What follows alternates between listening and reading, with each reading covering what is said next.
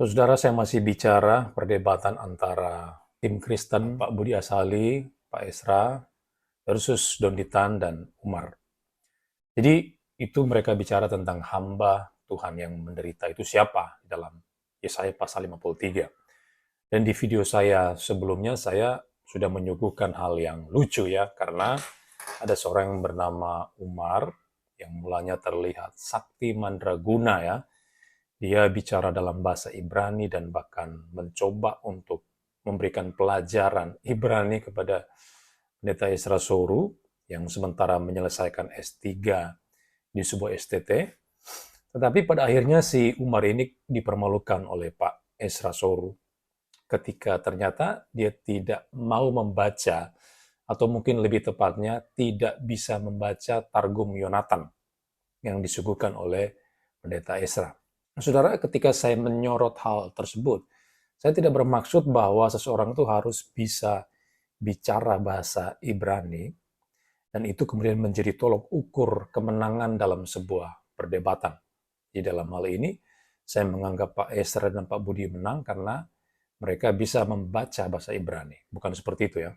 Nah, ketika saya cuplik interaksi antara Pak Esra dengan Pak Umar dalam debat tersebut, saya memberikan komentar bahwa seseorang yang berbicara Ibrani itu bukan sebuah tolok ukur bahwa dia bisa atau jago di dalam berbahasa Ibrani. Karena buktinya disuruh baca saja Umar tidak mau menggubrisnya. Atau mungkin dia tidak bisa membedakan ya antara huruf Ibrani dan Aramaik. Karena Targum itu merupakan terjemahan kitab suci Ibrani ke bahasa Aram. Maka kalimat-kalimat berbahasa Ibrani yang dikeluarkan oleh Umar selama perdebatan itu apa maksudnya Umar? Mau pamer? Atau supaya dilihat orang banyak dan dipuji hebat, jago, dan sebagainya? Nah, itu sebab banyak orang yang mencurigai bahwa Pak Umar ini sebetulnya hanya sekedar menghafal kalimat Ibrani tertentu, dan dengan modal menghafal sebagian kecil itu, kemudian dia berusaha mencoba mungkin untuk berusaha mengelabui banyak orang. Nah, kalau sudah perhatikan, si Umar ini sering bilang begini ya, Torah, Nevi'im, Ketuvim.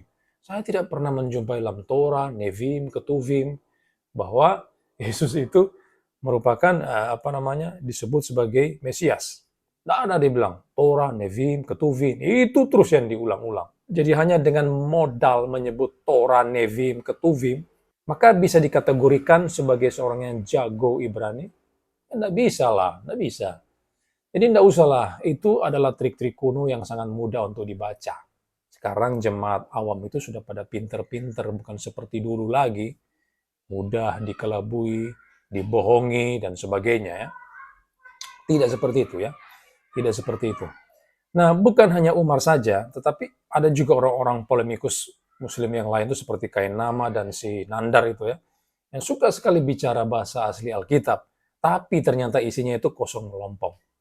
Jadi yang saya tekankan di sini adalah jangan suka sok berbahasa Ibrani, berbahasa asli Alkitab, Ibrani, Yunani, kalau tidak ada isinya. Itu hanya mempermalukan kalian saja. Tetapi ini bukan berarti kita tidak boleh mengutip bahasa asli untuk keperluan eksegesis misalnya.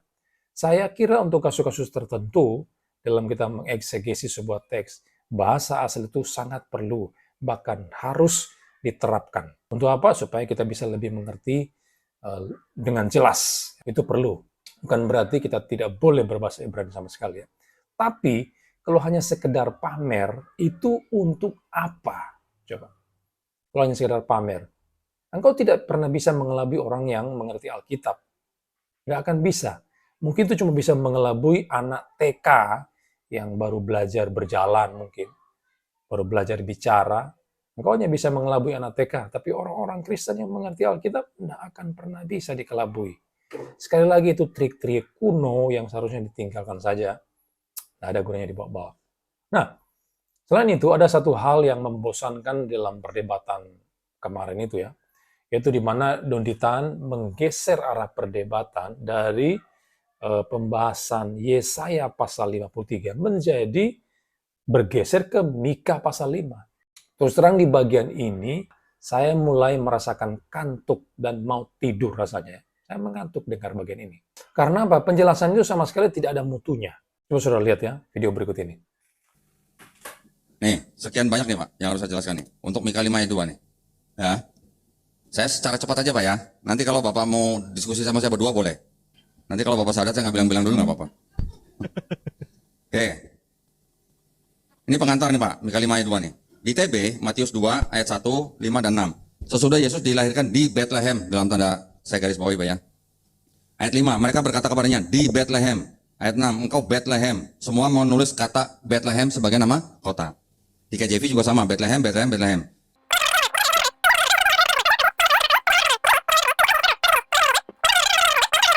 Apa itu? Makanya saya kasih cepat videonya, saudara. Karena nggak ada isinya. Sama sekali tidak ada isinya. Saudara bisa menonton secara lengkap itu di channelnya Pendeta Budi Asali ya, atau di channel Pak Pendeta Esra Soru. Kalau saudara menonton bagian ini dan saudara merasa diyakinkan dengan Donditan, maka Anda sudah kena prank sama dia.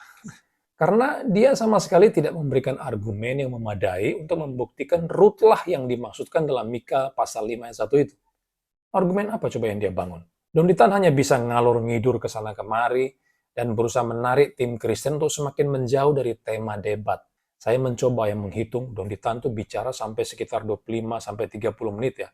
Bahkan lebih daripada itu. Hanya untuk membuktikan secara kosong melompong bahwa rutlah yang sekali lagi mau dimaksudkan oleh penulis Mika pasal 5 ayat yang pertama. Itu sebab Pendeta Budi Asali beberapa kali menyatakan bahwa perdebatan ini sudah out of topic untuk poin-poin tertentu, dan saya setuju dengan Pak Budi Asali. Nah, trik mereka memang seperti itu. Kalau sudah terdesak dan kalah, maka mereka berusaha mengalihkan isu ke topik atau tema yang lain yang tidak berkaitan dengan pokok pembahasan yang sedang diperdebatkan. Itulah kehebatan mereka. Itu sebab dibutuhkan seorang moderator yang cakap di dalam memimpin diskusi supaya kedua pendebat itu bisa terarah dan fokus. Nah, tetapi untuk menjawab Donditan soal Mika 5 ayat 1 sebetulnya sangat gampang. Sangat gampang. Bahwa Rut itu sudah mati jauh sebelum Mika menyampaikan nubuatannya. Dan karena itu Rut tidak bisa memenuhi nubuatan tersebut karena nubuatan tidak berlaku surut ke belakang. Tidak bisa. Dia selalu ke depan. Misalnya, ada yang mengatakan bahwa Insinyur Soekarno akan menjadi Presiden Indonesia tahun 2024. Apakah itu benar? Itu jelas ramalan yang salah. Kenapa? Karena Insinyur Soekarno sudah meninggal, sudah mati. Selama sekali sudah tidak ada di dunia ini. Lalu ada tiba-tiba orang yang menubuatkan bahwa Insinyur Soekarno, presiden pertama kita itu akan menjadi presiden lagi ya di tahun 2024. Itu jelas nubuatan palsu, tidak benar. Kenapa? Karena nubuatan itu tidak berlaku surut ke belakang, tapi dia maju ke depan. Nubuatan seperti itu. Nah, itulah yang dipertontonkan oleh Donditan ketika dia mencoba berhalusinasi dengan mengatakan Mika 5 ayat 1 itu adalah nubuatan untuk Rut. Luar biasa hebat Donditan ini ya. Nah, saudara, siapa saja yang mengatakan Mika 5 ayat 1 berlaku untuk Rut, itu sekali lagi adalah nubuatan palsu. Dan Pendeta Budi Asali berhasil membungkam Donditan hanya dalam waktu 50 detik saja, kalau saya hitung ya. Nggak sampai 1 menit. Pendeta Budi Asali berhasil menghancur leburkan narasi kosong melompong daripada Donditan yang dia sampaikan lebih daripada 30 menit itu. Saudara lihat jawaban dari Pendeta Budi Asali berikut ini. Tadi sebelum break Pak Randi membaca panjang lebar yang saya sama sekali tidak ngerti apa yang dimaksudkan ya. Tapi menurut saya Alkitab ini mau dibaca dari sini ke sini atau dari belakang ke depan atau mau dibolak-balik begini, tidak akan mungkin membuktikan bahwa Mika pasal 5 ayat 2 itu pengenapannya adalah Rut. Karena Rut itu 500 tahun sebelumnya Nabi Mika. Nubuat tidak pernah menunjuk ke belakang. Dan juga tadi sudah saya katakan itu semua bentuk maskulin. Bagaimana mungkin maskulin menunjuk pada Rut? Lalu dikatakan penguasa. Kapan Rut jadi penguasa? Lalu juga permulaannya sejak dunia belum dijadikan atau apapun. Bagaimana itu bisa berlaku untuk Rut? Iya. Semuanya mustahil. Nah, saudara-saudara perhatikan bukan? Jadi, pernyataan atau presentasi yang terlihat begitu hebat dengan sekitar hampir 50 slide itu, yang berlangsung sekitar 25 menit dia presentasikan, itu ternyata apa? Tidak ada isinya sama sekali. Karena dengan begitu mudahnya Pendeta Budi Asali menghancurkan pandangan semacam demikian. Nggak sampai semenit, langsung selesai sudah Donitan. Tamat. Pertama, jarak antara Rut dan si Nabi Mika ini jauh sekali. Saya baca di buku itu, Nabi Mika itu ada di abad yang ke-8, 700-an, 740 atau 750. Sedangkan Rut itu jauh sebelumnya. Dia bahkan dikatakan sebagai apa? Nenek moyangnya Raja Daud. Sudah bisa melihat di sini ya. Dia adalah nenek moyang Raja Daud. Jadi Rutnya itu ada jauh sebelum Nabi Mika, dan dia sudah mati sebelum nubuatan itu terjadi, dan karena itu klaim daripada Donitan itu jelas salah total. Karena nubuatan sekali lagi tidak berlaku ke belakang, tapi dia berlaku ke depan. Dan beberapa hal juga disampaikan oleh Pak Budi, misalnya bahwa sosok yang dipahami Mika itu merupakan seorang pemimpin, kemudian dia keberadaannya itu kekal di masa lampau. Nah, tapi apa yang terjadi? Ternyata Donitan itu tetap ngotot. Dia tetap ngotot dengan jawaban Pak Budi yang sudah men-TKO dia. Coba lihat jawaban daripada Donitan berikut ini. Tadi Pak Budi mengatakan Mika sama Rut ya Pak ya? Duluan mana gitu ya? Betul nggak Pak? Duluan mana Pak Mika sama Rut Pak? Rut itu nenek moyangnya Daud. Iya, duluan mana Daud Pak Mika sama Daud? 1000 tahun sebelum Masehi, sedangkan Mika itu 700 sebelum Masehi. Rut berapa Pak? Daud saja 1000 tahun sebelum Masehi. Mika itu 700 sebelum Masehi. Jadi Daud saja jauh lebih dulu daripada Mika. Lah Rut ini nenek moyangnya Daud. Nenek buyutnya kalau saya tidak salah. Jadi mungkin sekitar 1100, 1200 sebelum Masehi. Berarti sekitar 4 atau 5 abad sebelum Mika. Rut di tahun? Ditulisnya.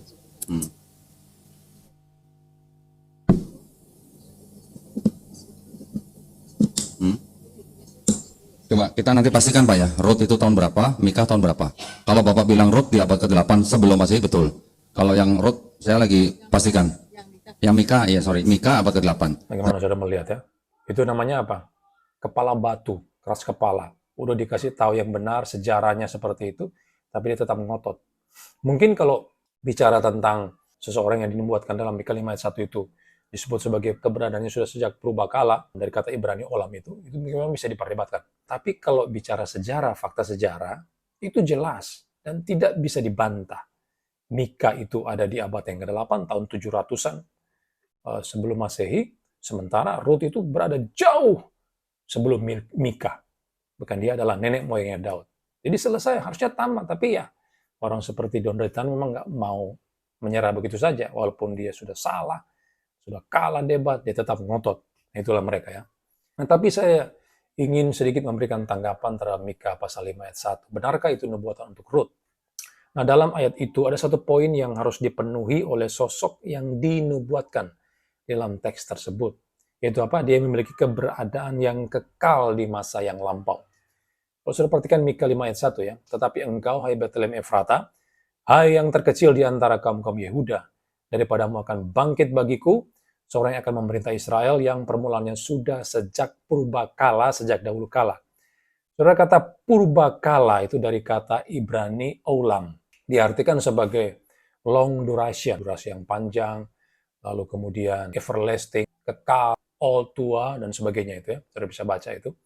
Dan Mika 5 ayat 1 merupakan nubuat yang bicara tentang sosok yang akan muncul di masa depan ya. Saya katakan tadi ya. Di mana dikatakan dia sudah memiliki permulaan sejak purbakala. Maksudnya itu apa? Maksudnya dia sudah ada sebelum ada atau sebelum terlahir di dunia ini. Jika dia telah ada sebelum kelahirannya, maka dia memiliki sebuah praeksistensi. Siapa yang bisa berkeberadaan sebelum dia lahir di dunia ini? Siapa? Hanya Allah saja.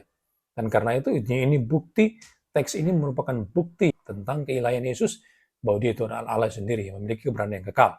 Nah, itu sebab kata Ibrani olam di dalam konteks Mika pasal 5 ayat 1 itu harus diartikan sebagai keberadaan yang kekal di masa lampau. Karena memang konteks mengarahkan demikian. Nah, saudara sekalian, kata itu muncul sebanyak ratusan kali di Perjanjian Lama. Kalau kita bandingkan ya, mungkin saja Donitan mengatakan, oh arti kata olam itu harusnya bukan itu. Artinya harus begini-begini seperti yang dia presentasikan itu ya. Nah, kalau kita melihat kemunculannya sepanjang ratusan kali, misalnya dalam Kejadian 3:22, berfirmanlah Tuhan Allah, sesungguhnya manusia itu telah menjadi seperti salah satu dari kita, tahu tentang yang baik dan yang jahat, maka sekarang jangan sampai ia mengulurkan tangannya dan mengambil pula dari buah pohon kehidupan itu dan memakannya, sehingga ia hidup untuk selama-lamanya. Kata selama-lamanya itu dari kata dasar olam, yang sama dengan Mika 5 ayat 1, itu bicara tentang kekekalan juga. Tetapi itu kekal di masa depan. Kalau Mika 5 ayat 1 kekal di masa silam, tapi ini kekal di masa depan. Di plus tak terhingga. Kata selama-lamanya di sana dari kata dasar olam, itu berarti keberadaan yang kekal. Seterusnya di masa yang akan datang ketika orang memakan pohon kehidupan itu.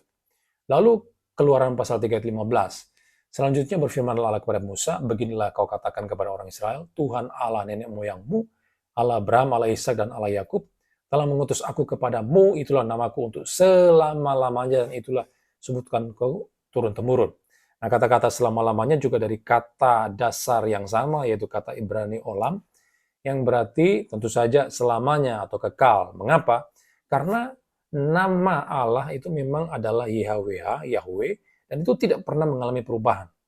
Tidak pernah nama Yahweh itu berubah di suatu titik. Misalnya dia berubah menjadi Joko, atau 100 tahun kemudian dia berubah menjadi Arifin misalnya, atau menjadi Timotius, atau menjadi Muhammad dan sebagainya. Tidak. Nama Allah itu disebutkan itu merupakan sebutan turun-temurun dan selama-lamanya kekal. Tidak ada perubahan dalam nama Allah. Itu sebab kata dasar olam di dalam Keluaran pasal 3:15 itu harus diartikan sebagai selama-lamanya, menunjuk pada kekekalan. Lalu contoh yang ketiga, Mazmur 136 ayat 13. Kepada dia yang membelah laut Teberau menjadi dua belahan, bahwasanya untuk selama-lamanya kasih setianya. Sekali lagi kata selama-lamanya itu dari kata dasar yang sama dengan Mika 5 ayat 1, yaitu olam. Dan itu berarti jelas menunjuk pada kekekalan, ya, keterus-menerusan. Tidak ada perhentian di sana. Karena kenapa? Karena tidak pernah suatu saat kasih Tuhan itu menjadi berhenti atau sudah tidak ada lagi. Nggak mungkin, ya. Dia menjadi kehilangan satu sifat, yaitu sifat kasih, dan hanya memiliki misalnya sifat yang adil, yang pemurah. Tidak seperti itu. Semua sifat-sifat dalam diri Allah itu tetap ada dalam Allah dan tidak pernah ada perubahan atau tereliminasi pada satu titik. Tidak pernah. Kenapa tidak pernah? Karena dia adalah yang maha kuasa, Allah yang maha sempurna, yang tidak ada perubahan dalam dirinya. Itu sebab kata olam di dalam Mazmur 136 ayat 13 itu tidak boleh diartikan lain-lain, tidak boleh diartikan macam-macam, tapi menunjuk pada sebuah waktu yang kekal, bahwa kasih Tuhan itu kekal selama-lamanya dan tidak berhenti. Nah, saya belum cek di ayat-ayat lainnya karena kata Ibrani itu muncul sebanyak ratusan kali seperti yang saya katakan tadi. Tapi dari beberapa contoh tersebut menjelaskan bahwa kata Ibrani olam itu mesti diartikan kekal atau menunjuk kepada sebuah keadaan, situasi, keberadaan yang terus-menerus tanpa henti, kekal selama-lamanya. Karena kontekslah yang menentukan demikian. Nah, sekarang pertanyaannya adalah, apakah Ruth yang adalah seorang manusia biasa itu juga memiliki keberadaan kekal di masa lampau? Kan tidak. Ruth itu cuma manusia biasa, dilahirkan oleh orang tuanya, menikah dengan Boas dan seterusnya, tapi dia tidak mempunyai praeksistensi di masa yang lampau. Dia baru nongol, baru ada ketika orang tuanya memproduksi dia. Pada saat itu, titik itulah dia baru ada, tapi dia tidak mempunyai keberadaan di masa silam. Ya. Jadi, apakah Mika 5 ayat 1 diperuntukkan untuk Ruth? Apakah itu nubuatan untuk Ruth? Mustahil. Dalam hal ini, Pak Donditan itu sedang mempresentasikan narasi yang kosong melompong, yang tidak punya nilai sama sekali. Dia 30 menit bicara tanpa arah, dan pada akhirnya di TKO oleh Pendeta Budi Asali hanya dalam waktu 50 detik saja. Selesai, Donditan. Tamat sudah, Pak Donditan.